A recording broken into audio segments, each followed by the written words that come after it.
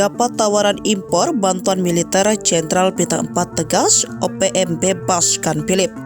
Panglima TNI Jenderal TNI Agus Subianto menegaskan pembebasan Philip Mark Martins masih jadi prioritas. Sekedar informasi, warga Selandia Baru yang jadi pilot Susi Air itu sudah 1 tahun lebih jadi sandera OPM. Meski dikabarkan kondisinya sehat-sehat saja, belum bebasnya sang pilot masih jadi PR besar untuk NKRI.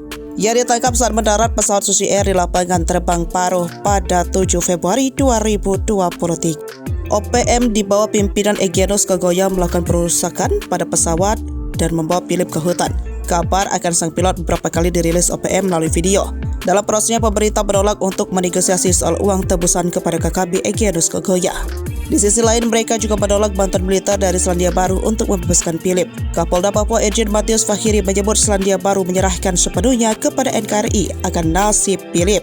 Aparat keamanan pemerintah serta tokoh-tokoh masyarakat, tokoh agama akan melakukan pendekatan persuasif untuk membebaskan pilot Kapten Philip. Sementara itu, Jenderal Agus mengatakan pemerintah pusat dan daerah masih terus melakukan berbagai upaya untuk membebaskan Philip dari KKB pimpinan Egyanus Kogoya.